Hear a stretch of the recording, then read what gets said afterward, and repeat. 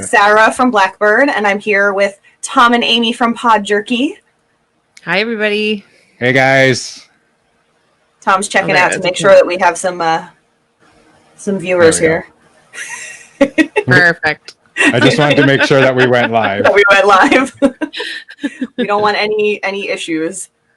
No. No copyrighted material playing. Exactly. How do you share this thing to your your actual right there? Share to where? I don't know. Right here. No, those are groups. Oh, I don't know. I don't want to share it to groups. I want to share it to my page. We're doing so my friends can watch too. Well, you can post after. Not that they watch anyways, but fair enough. Yeah, there should be an option to share it to your own page. I don't know if anyone's watching yet. All right. Boom, there. Oh, we got Brian. Brian's here. What's up, Brian? Yeah, there we go. All right, so I'm going to play that clip from your episode that we're going to be discussing. So hopefully everyone can hear it, because this is the way that we do it on the free StreamYard.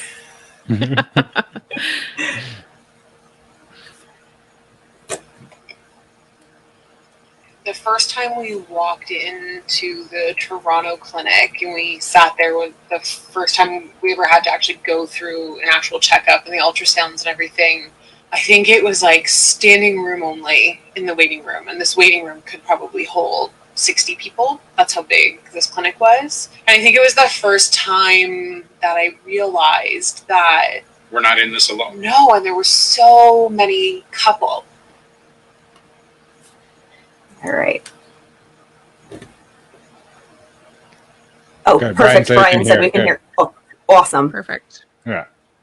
So my first question is actually going to be, have you guys listened to that episode since you recorded it? Yes. Okay. Yeah. Yeah, we have. What are the feelings that come up when you heard it? I think for me, it was nice to kind of get it off our chest.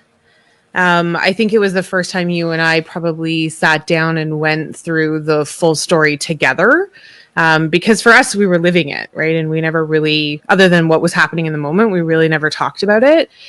So it was kind of nice just to sit down and like kind of go through the whole journey again and how long it took and all the steps that we went through. It was kind of freeing almost to kind of just get it all off our chest. Yeah, and I think because during the episode, I think we mentioned it too, was that our friends didn't really want to talk to us about it because it's a touchy subject, right? So I don't think they knew how. Yeah, and you feel like you were going through it alone. And I knew we weren't alone. Like if we really wanted to, we could talk to our friends, but it was just a touchy subject for anybody to actually want to talk to you about. So we felt alone at that point. Yes, very much. Yeah. I know that Pod Jerky usually doesn't do a lot of these deeper episodes. So what really made you decide to openly talk about this topic? Well, I think our second episode in after I think both of our dogs are barking. I think I can hear yours and mine. Oh, yeah. Yeah. Mine's howling. Ours is going nuts upstairs right now. Our second episode in, we actually talked about when I went through kidney failure. Mm-hmm. And I actually went back and listened to that episode today. It actually made me cry. And it was gold. Yeah, it was gold. Because he got me to cry. Yeah. So we got we went into that kind of area there, and then we said, you know what, we're just starting out. Let's touch on something that a lot of people don't talk about because it's very hard to talk about. And then maybe by them listening to what we had gone through, and we're very open about everything that we talk about, and we don't have any problems sharing it with other people. We were hoping that maybe somebody, if anybody wanted to, they could reach out to us and say, hey, you know what, this is what I'm going through. Do you have any advice? Or just somebody to talk to just to get them through certain situations. Do you feel like you had a good listener base for that? Did you have anybody reaching out to you after? No, I didn't. I don't think anybody has reached out as of yet. We had a few people in our neighborhood who know us, who had listened to the episode and actually reached out. And, they were couples. They're probably, I would say, between 10, maybe 12 years older than us.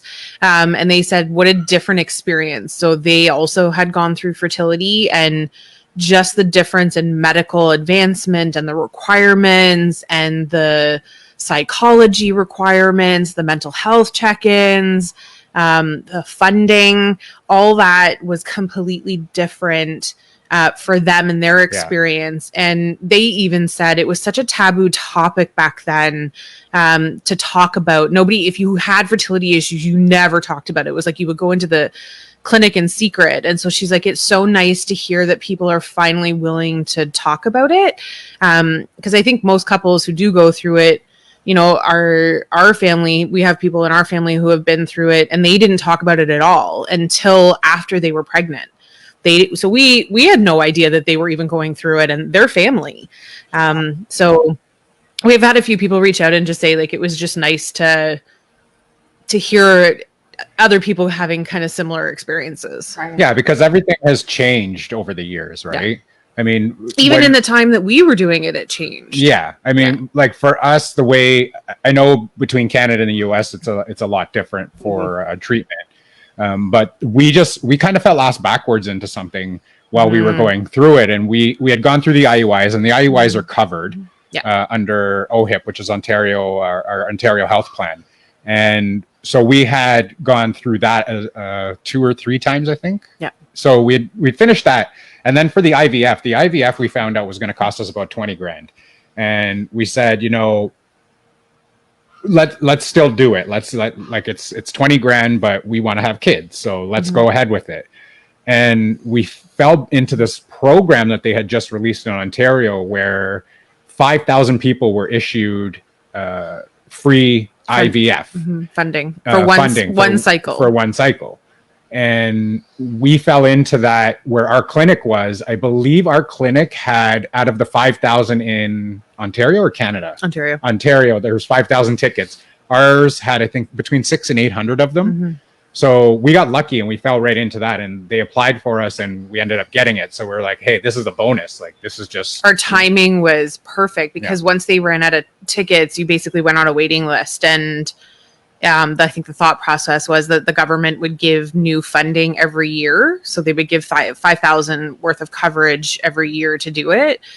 So we just happened to have our appointment in January, and the funding got released in December, just before the fiscal year. So we were, I think, and even then we were like the second week of January, and they had already handed out 300 tickets at our clinic by the time we even went in, and it was only middle of January at that point. So it completely worked out in our favor for being able to apply for it. So everything got covered, and we went ahead with it. And then that actually didn't end up working either. So Nope, we are childless. Well, sometimes sometimes they're blessings in disguise. You try and try and try, and then sometimes it's just, that's unfortunately the way that your life is supposed to go. And so you did talk about in the episode that you have your dogs. So you have your kids. Four-legged furry ones. Yeah, exactly. So, like, do you feel like they've kind of filled a little bit of that void? Oh yeah. Oh, huge. Definitely. Yeah. And I'm legally allowed to leave them home alone, so it's okay. Exactly. Yeah, exactly. I mean, the one thing that we do say, not having kids, is that we have the freedom to do more of what we want, other than having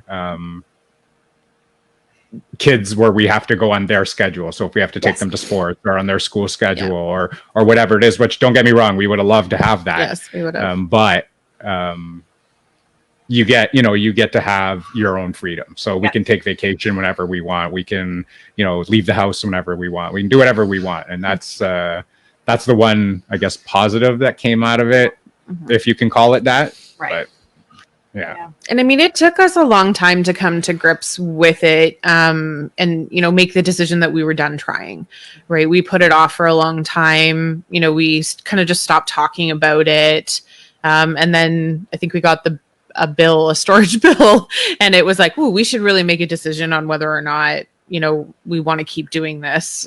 We're still paying money out and we haven't made a decision yet. So it probably took us 6 months, and, you know, after, I guess, 7 years of trying, we just got to a point where we were almost 40 at that point, and, you know, we needed to make a call.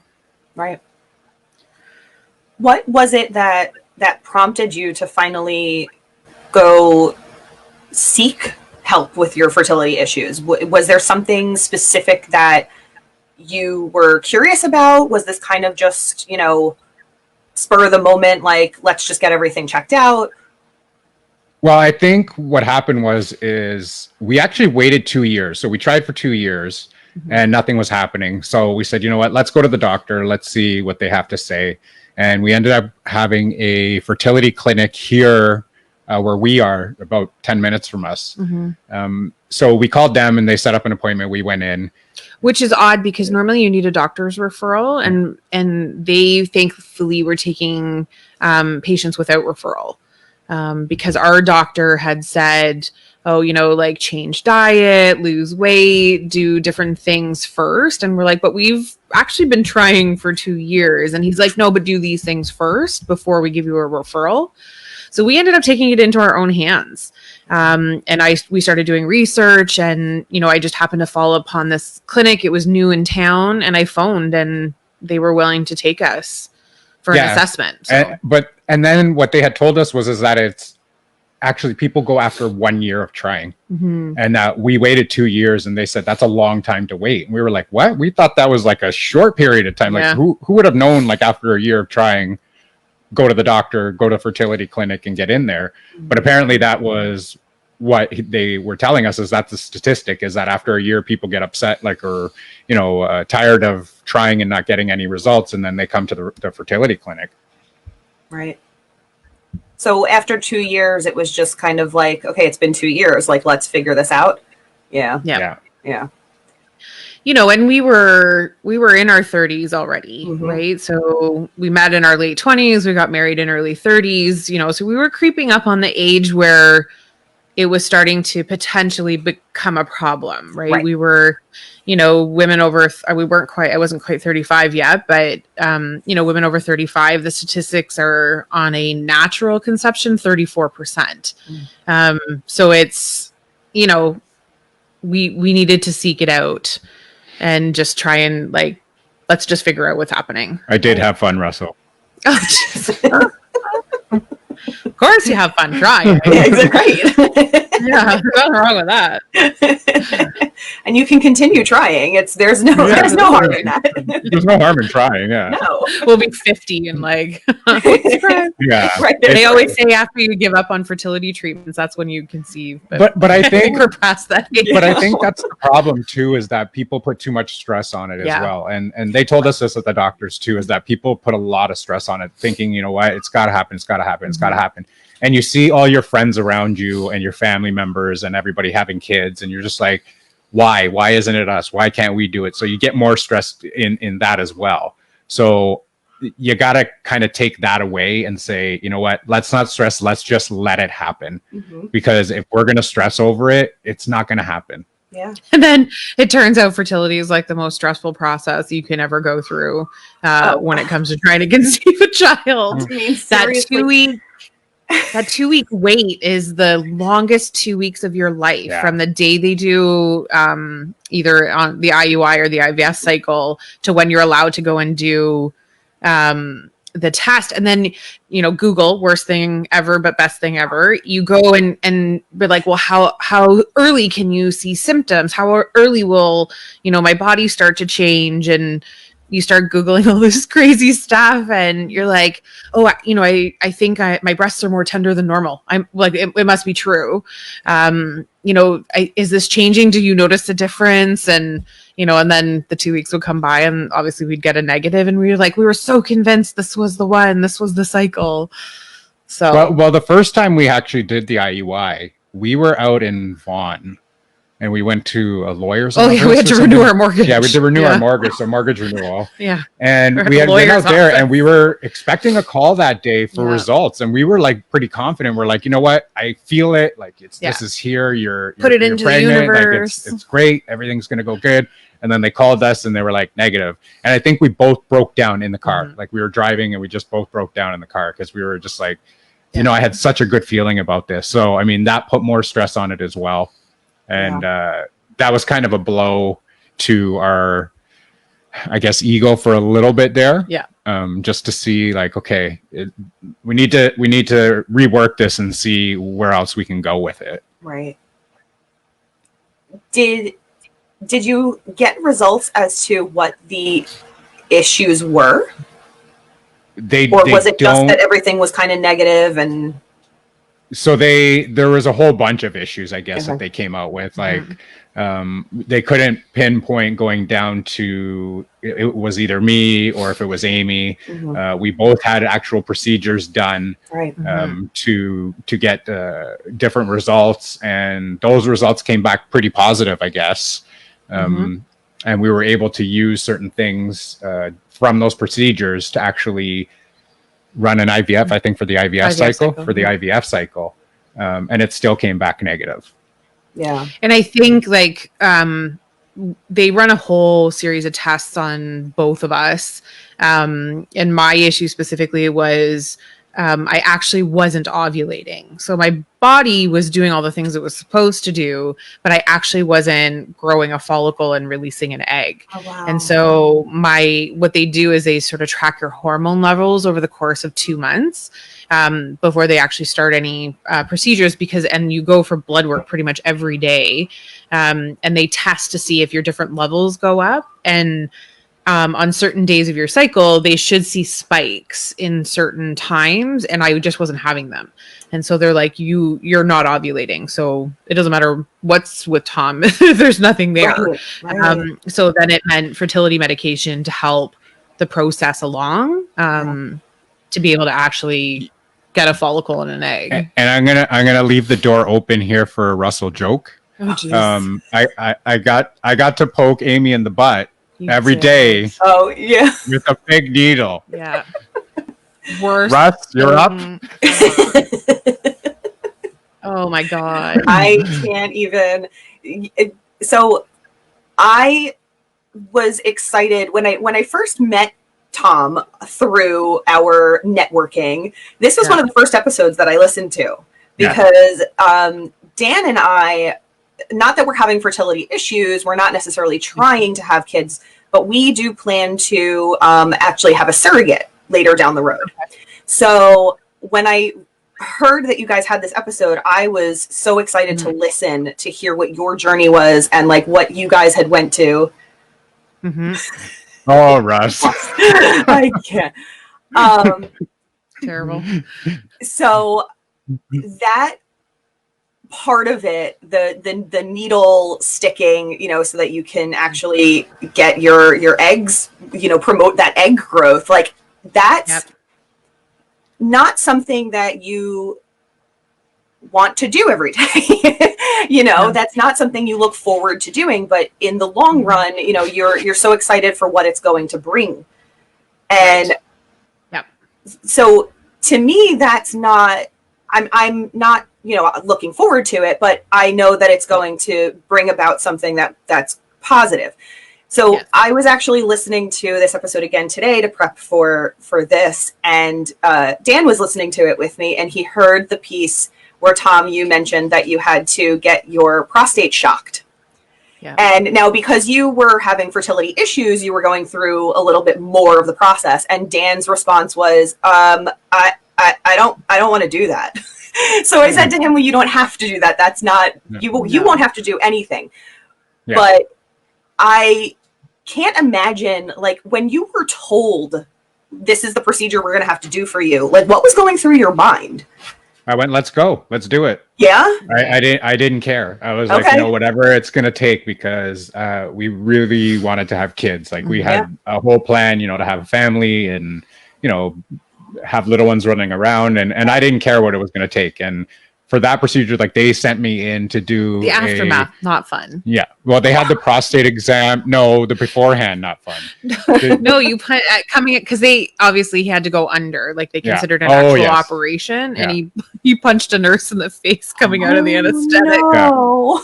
So I get violent when I go under because I don't know what's going on. I hate the fact that I don't know what's happening. And then when you wake up and somebody had their arm, like their hand, like crushing my arm against like the side of the gurney that they were wheeling me out on. So it was like pinching my arm. So I kind of just threw up my arms like in like self-defense almost because you're coming to, you don't know where you are or what happened. And I ended up hitting the nurse, and I went back and I apologized later because I was like, so sorry. I didn't like, I was just, she was like, you're a terrible patient. Yeah. Terrible. And then all of a sudden apparently when they terrible patient, they took the tube out because obviously they intubate you. And apparently he threw up when they took the tube out, and apparently some of it went back into his lungs. So then I'm sitting in the waiting room going like, he should be in recovery by now. Like, what is happening? No one's called me. No one's done anything. So I went up to the desk. I was like, can you call in and see what's happening with my husband? And they're like, okay, yeah, you can come back. So I come back, and all of a sudden they've got the portable x-ray machine. They're putting the big blanket on top of them. And they're like, I'm sorry, man, we have to step out. And I was like, can someone please tell me what's happening? Like, that's my husband. He went in for like the simplest, like 15-minute procedure. Why are you giving him a chest x-ray? So Dan, don't get scared. This just happens to me. It only happens to Tom. It really does. He's the worst luck ever. So he gets the chest x-ray done. And at this point, they've basically like shoved me out of the room, and they're like, no, please go away. Please go away. And then it's another 45 minutes before they call me back in. Like, we should have been in and out that day. And we're now going on like hour 3. Yeah. And I still don't have any information. And so they finally call me.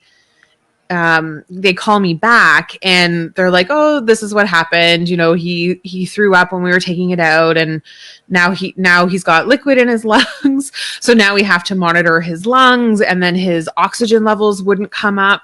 And by worst patient ever, he's sitting in the bed going, I feel fine. Just let me out. I want to go home. I want to go home. Get me out of here. Why am I still here? Look, it's fine. It's fine. And then the more he talked and got anxious, the farther down his oxygen level would drop. But that's twice I talked myself out of the doctors. Yes, you did. You went pee, and they finally let you leave. Yeah, so after I went to the washroom, they said, okay, you can go home. And then even when I went in for kidney failure, like after the day 6, they were like, they're going to move you to... they're going to move me. I was like, just send me home. I want to go home. And I talked my way out of it. And I said, like, they sent me home. They called me at home. Tom calls me at home, and he's like, okay, come get me. I was like, I'm sorry, what? Like, you're supposed to be in the hospital for another 3 to 4 days. Oh my God. And I got there, and I said to the nurse, what do you mean you're releasing him? He's not ready to go home yet. He's like, yes, I am. Let's pack my bags. I'm getting out of here. Oh, jeez. Worst patient ever. I don't do well in places I don't like. No, I have to be in a comfort place. Yeah, I get that. Yeah. I mean, it's not comfortable having to get these procedures done. No.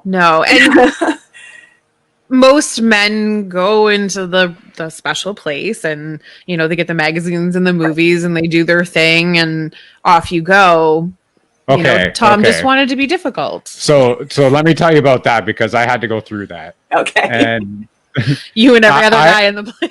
I went in, and this is like a really nice facility too. It was like, they had like TVs on the wall for you in this room, and they had, videos and all this stuff. Recliners. But it was like, I was like, I'm sorry, but nothing is happening in here with the videos you have in here right now. And like it was just so bad. I was like, I don't know what is going on here, but this is not right. And then they come in and they're like, do you want to go in there and help him? I remember that. Let's ask you. No, he's fine. He's got it. He'll be fine. But they actually that was funny because there's no shame in these buildings. You did you went under to get your egg retrieval done. Well, they gave me the good stuff that made me really loopy. Yeah, so she was loopy, and then they came out, and that was the same time that they were going to fertilize the eggs. Yeah. So I had to go and do my stuff, and then you did your procedure, and then they came back and they were like, you were like out of it, laying on the bed, and they were like, "Can you go and help him?" I And can I was barely like, walk. she's laying in bed, like knocked out, and they're asking her to go and help me in another Yeah. room. I was like, "Oh, this is Yeah. ridiculous," but Wow. Yeah. it is what it is. Yeah. That's Like- oh, all right. You just never make anything easy, eh? No, I like to do things the hard way. Did you guys know how, or I guess could you have expected how extensive all of this was going to be? Like, did you think that it was just going to be these simple procedures? You were gonna have these eggs fertilized. You were going to get this implantation. You were going to be done, have a baby. End of story. Exactly. Yeah. That's pretty much how we thought it would go. We did, like, even with the when going through fertility here for IVF, you have to go and see psychologists. And we were like, for what? Like, why? I don't need to. And they need to see. Well, this comes back to the point of when you're going through donor, right? Isn't it with donor? We did have to do it for both. So we had to do it for both. So one was a counselor and one was an actual psychologist. The psychologist was the donor.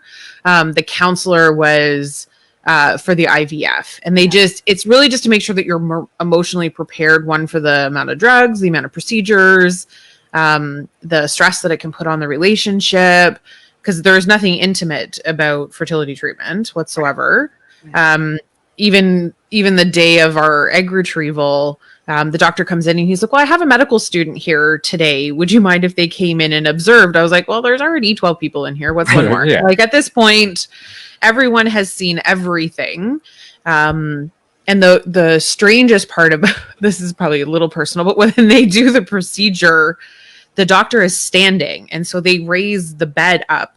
So I am basically laying flat at his face. Like, it just, so I'm like, and he's like 6'2", and they raise the bed I'm like 5 feet like, in the air.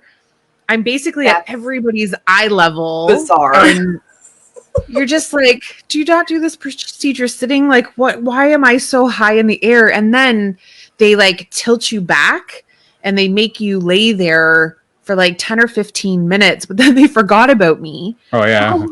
And you have to drink like 2 liters of water to do the procedure because they go in with the egg retrieval via ultrasound. So there's an ultrasound technician beside you, and then the doctor's doing the retrieval with the needle, like vaginally, obviously, but it's so I'm laying there, I'm upside down basically. So I'm laying with my head down and my legs in the air. And I had to go to the bathroom. Like, my bladder was going to explode. And they forgot we were in the room. They thought that we had gone back to the recovery room. And so Tom had to go out and find a nurse because he couldn't figure out how to get the bed down. Oh my God. So, like, my feet are 6 feet in the air. My head's down. Oh my God. You get up, you go find them. Yeah. Wow. Oh my God. It was so funny. At least Tom was there. At least I was there, just yelling in the rooms. Can somebody please let me down? Yeah. Oh my goodness. So there's like all of these extra added stressors that like shouldn't have even been part of this. And you know, it's good that you guys can laugh about it. Were you like that while it was going on? Like, were you still finding the humor, or was it a little more? No. Yeah. But I think we were supportive of each other. Yes, we were, we talked about it. We didn't hide any of our emotions or anything like that. We went with what we were going through at the time. So we didn't laugh about it. I think at one point, after a certain amount of times of trying, we threw our hands up in the air and said, of course, that's just our luck, and we kind of had to laugh about that because I'm like, this just happens to us all the time. So it had to be us. And I always say the laws of averages, right? 1 in 10. I said, I'm always that 1 in 10. I'm the one. Yeah. Right. Yeah. Oh my goodness. So you just mentioned that you had to see counselors and the psychologists and everything. When you were in those sessions, did you feel like you were finding out a lot about yourselves? Like, not necessarily about each other, but about your own self when you were in those sessions? Not for me personally, because I didn't care to be there. I was just like, let's just give them what they want and go home, because I don't care to talk to these people.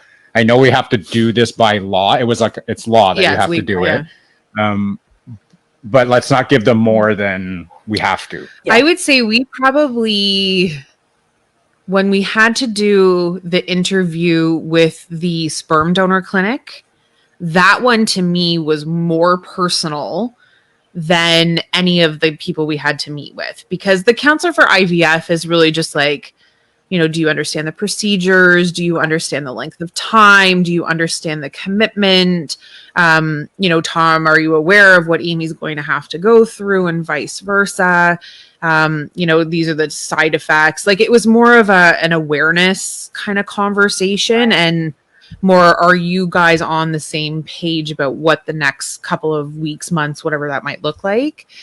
And then the psychologist, when we did the donor, was more, which surprised us, was more around how we were going to handle raising a child that was potentially not biologically ours, or at least would not be biologically Tom's. Right. And it was more around, you know, what happens with kids who are donors and how the success rates of telling them versus not telling them. And, you know, how do you work it into their life story? And it's like, here's the facts and the statistics around it versus kids who are adopted. What's your comfort level with that? Do you think you could be able to do that? Are you prepared? More for Tom, like, are you prepared that they're not biologically yours? Do you feel any guilt or resentment by that? Like, that kind of stuff. But two things there is that I had said, you know what, we were looking at adoption and we were looking at donor. Yeah. And I said, you know what, let's try, because at least it's 50% ours. If we did go down the donor road, it's still going to be at least biologically, you know, Amy's.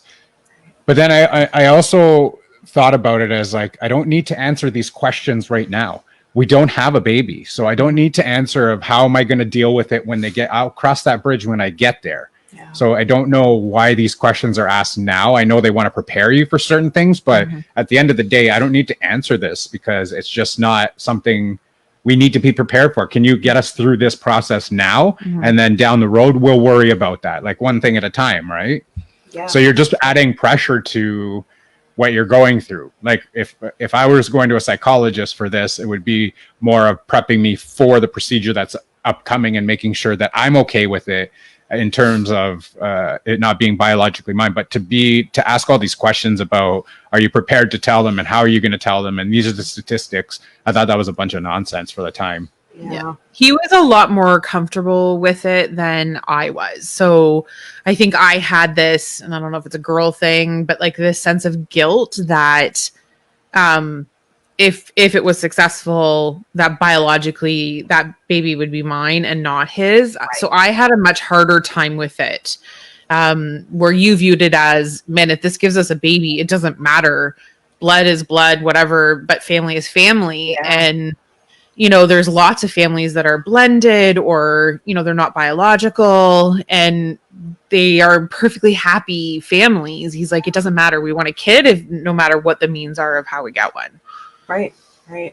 Yeah. And if you go through adoption, you know, the kid's not biologically yours either. So what was the difference of us going to try and donor versus going through adoption? So, you know, I said, let's try this route first. Let's see where it goes. Unfortunately, it didn't work.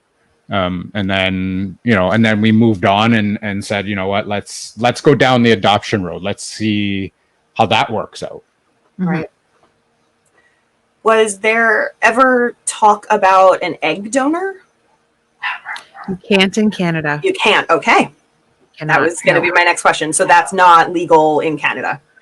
So not to my understanding, either that or it was very expensive. One of the two, like the legal procedure to get an egg in Canada. No, you cannot donate eggs in Canada. So we had leftover eggs from yours. Right. And then that's right. We wanted to donate what we had left over and not used. And they said, we cannot, we destroy the eggs. We are not allowed in Canada by law to donate eggs. Yeah. Wow. Okay. Yeah.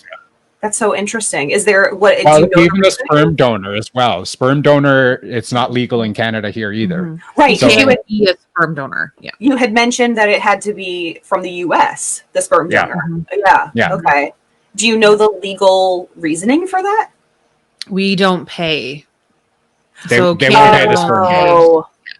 Yeah. Okay. All right. And I guess they treat it like a transaction. I don't know. Yeah. And I pretty think much. because of legal, like obviously legal reasons, because you're essentially signing over any right to that Yep.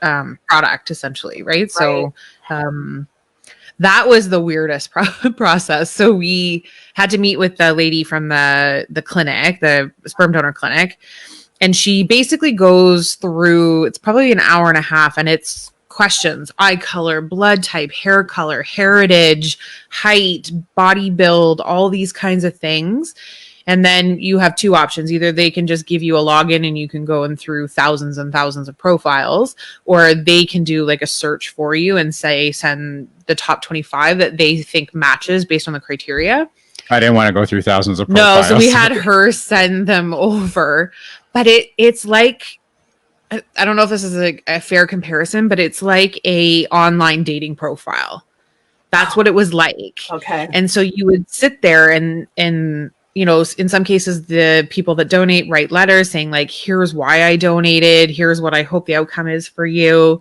It goes through family history, medical, everything from like great grandparents to grandparents to parents to all the diseases that run in their family history.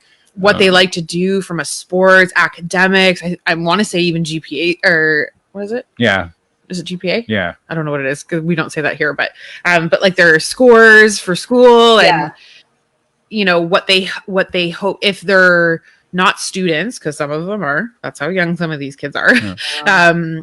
You know what their profession is, what their parents' professions were. But like, each profile is, profile. but they're like 25 to 30 pages long.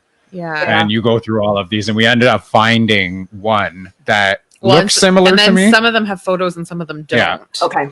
And so it's kind of awful. So you go and you read this profile and you're thinking like, this guy's perfect. This is everything: heritage, hair color, body type, build, medical's clean. And then you look at the picture and you go, nope. And you're like, oh, I don't know, you know, because at the end of the day, there's potential that this baby looks completely like the donor and nothing like me. Exactly. And, you know, that's a face we have to stare at for the rest of our lives. And it's so awful because I said to Tom, I feel so like incredibly judgmental right now.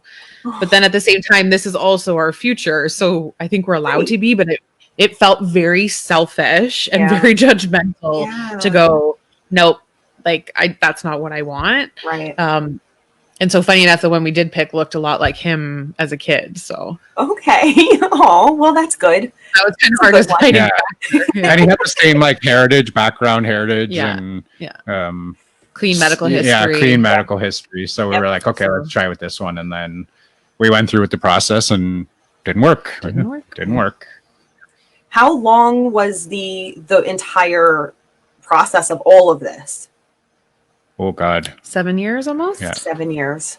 Wow. 7-year journey. Yeah. And how would you say your relationship was through that? Do you feel like it strengthened your relationship while you were like going through all of that together? Yes. For me, it did. I hope for you. Say it did. Yes. Yes, it did. Good answer. Sorry, that was funny. So for me, it did. I think the communication had to be there for how we were feeling. And, you know, we had so many decisions to make and so many things we had to consider that you were kind of forced to have to talk about it with each other, you know, and you couldn't really hide anything. Or, I mean, the fertility meds, in all honesty, are awful. And I was crazy emotional. They made her pleasant around the house. I was lovely. Yeah. No, and I can fully admit it. It was awful. Like I would hormones are going insane. Like you know, it. I said you were pleasant. You're such a liar. Like I remember driving home one day and I got caught in traffic and I just started bawling. Right. Like, I don't want to be in traffic. This is awful. I don't want to sit in traffic anymore. And I came home and he's like, why are you so upset? I'm like, I was in traffic. Like unreasonable amount of emotion. Right. And not logical. Right. Right. So right. Yeah, yeah. And you have to think it's not even just the medications that you're on. It's again the stress that you're under. It's so much of that mental stress that you had to endure while you were Do it. going through all of it, you know. There you go. So, you know, there's so much else that's happening inside that like people don't even know is happening, you know. Well, I remember, I hope you're okay that I'm going to share it because I'm going to anyway. But our first IUI that we did, you have to basically lay on the bed after the procedure for like 20 minutes.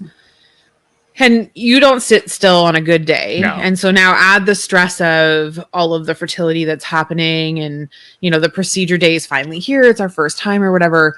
And he's literally like out of nowhere, just stands up and he goes, I got to go. And he like walks out of the room. And I'm on the bed. I can't go anywhere. And I'm like, did he seriously just walk out on me? Like, where did he go? No explanation, no nothing. And he's out pacing in the parking lot. And I get dressed. Of course, I'm bawling in the room going, did he seriously just leave me here? Like, this is supposed to be this epic moment. Potentially, you know, we're about to conceive a child here. And he just leaves me laying on the bed. And it's not like I can chase after him. Right. And so I come out of there, we get into the car, and I'm like, what the F was that? And he's like, I had a panic attack. He's like, I just had to get out of the room.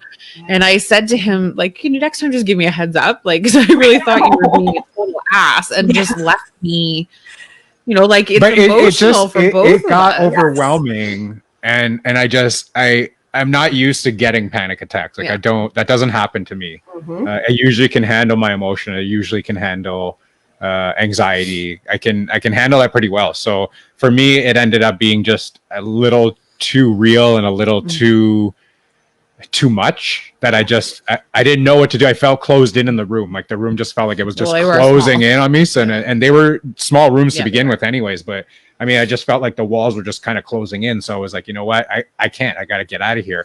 And I had no like ill intentions towards Amy. Obviously. It was just that's just the feeling I had at that time. Almost like you were getting dizzy and you just had to leave. Yeah, so. But I didn't know this, right? Right, And obviously I didn't know that at that point he even had panic attacks. Like that was probably when we started to first figure it out. Mm-hmm. And you've only had a few of them, and most of them it's in stressful situations or but yeah, it was tough. And that after that I think forced us to really make sure we were checking in with each other just emotionally and how we were feeling. And you know, at any point one of us didn't feel comfortable with what was happening, or you know, we were tired or done, then we had to have an honest conversation with each other about whether or not we wanted to continue. But that's where we went into like looking into adoption as well. And looking in hindsight, you know, you think, okay, adoption is my last resort. Mm-hmm. And really it shouldn't be. You should be preparing for adoption right from the get-go. Yeah. Knowing what we know now, because adoption process is a lot longer than than you actually think it is. Yeah. So, you know, we had to go and see a counselor for that. And we had to go and see, we would have had to take some courses as well to become adopt ready, even to foster kids, the same thing. I don't know how it is in the US, but over here we had to be adopt ready, they call it. Yeah. They come into your house, they check your house, they check your dogs, they check your bank accounts, interview to see if you have money. They interview family members and co-workers and you know, all this. And it was like, wow, this is an invasion of privacy. Yeah, we didn't know that this is what was going to happen. Yeah. And then to do it like an international adoption versus a domestic adoption, you know, it's between $60,000 and $100,000 just to adopt, and you can put out all that money, and the mother that's putting the child up for adoption 28 days later can say, I want my kid back, and you are out that money. Wow. So we were like, you know what, do we want to take that risk? And we said, you know, I don't think at this point I want to take that financial risk. For them to just say, you know, it's not going to happen. You're not getting the kid. Right.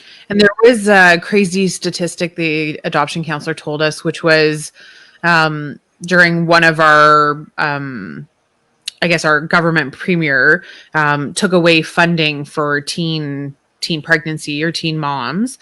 So they didn't get a lot of funding or support if they opted to keep the baby. And so the adoption rates back then were, 300 to 500 kids a year were getting adopted.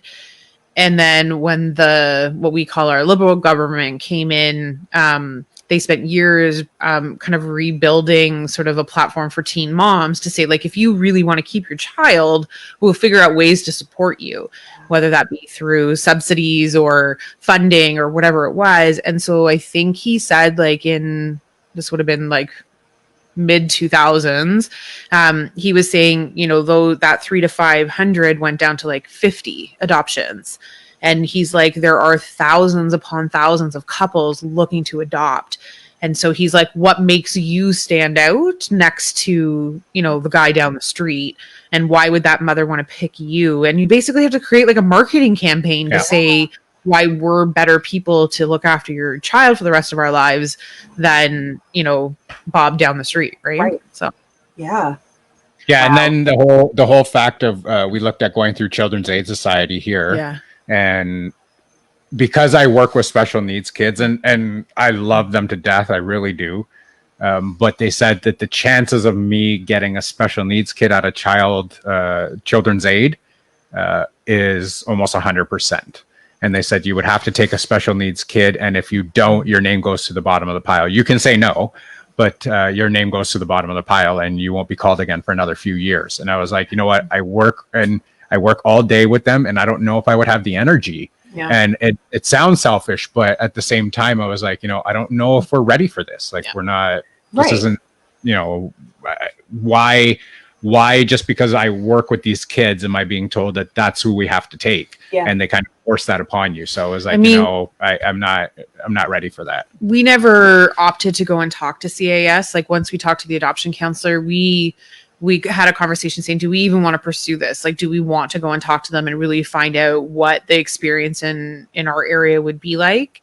We didn't know this guy, but we kind of trusted it. He'd been in the industry for 40 years. So we kind of took what he said to heart. So, we didn't talk to CAS directly, but I was like, I don't know that I want to find out, and the reality is the caseworkers get to pick which kids they think suit us. It's not like we get to say, I read, Bobby's profile. I would really like to meet this kid.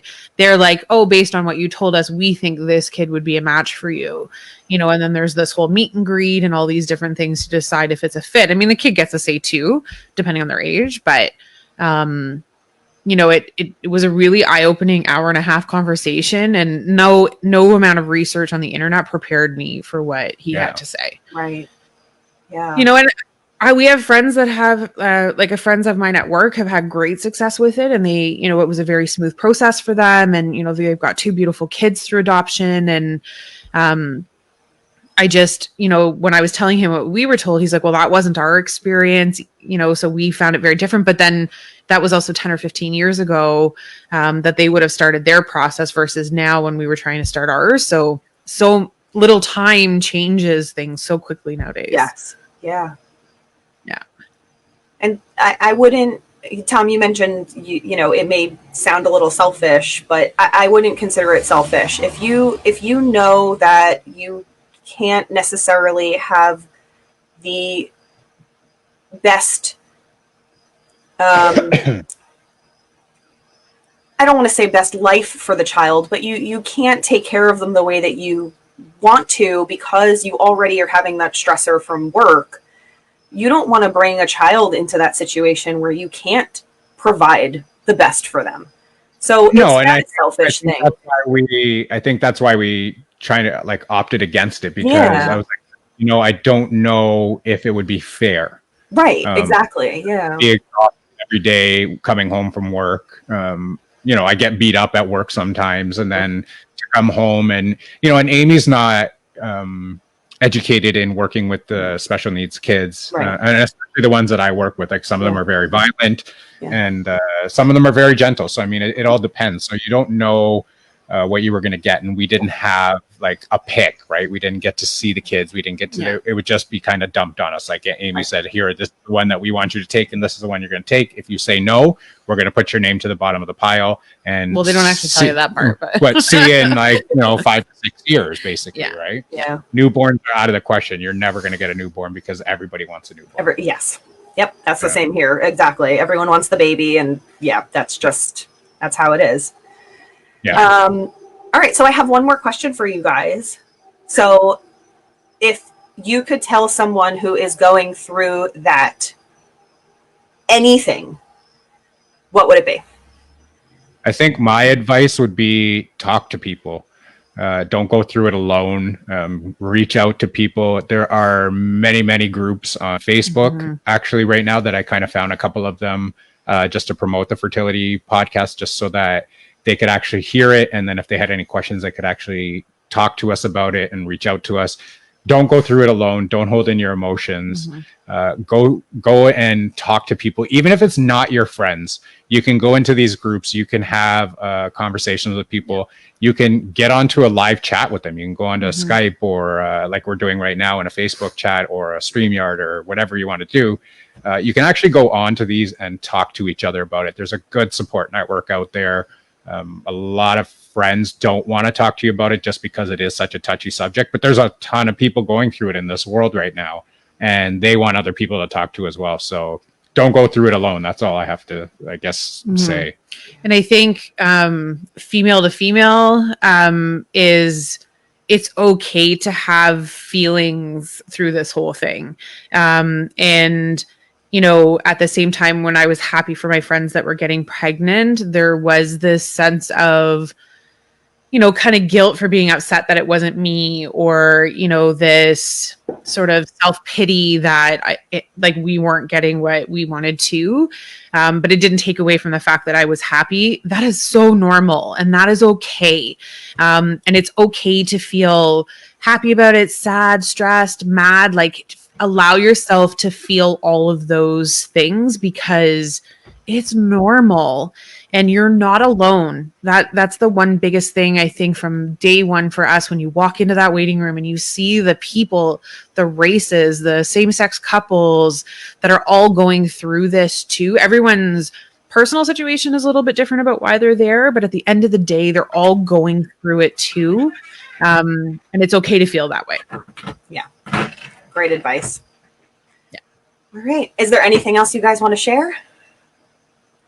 I don't think so. I think we kind of touched base on everything that we kind of talked about in the episode. I mean, if anybody does want to reach out, if anybody's listening out there, I don't see we have a lot of listeners right now, but if they go back and listen to this and they are going through anything and they do want to talk, private message me if you want, or direct me. I don't even know what you call it anymore. DM, PM, whatever they call it now. Slide into your DMs. Yeah, whatever it's called.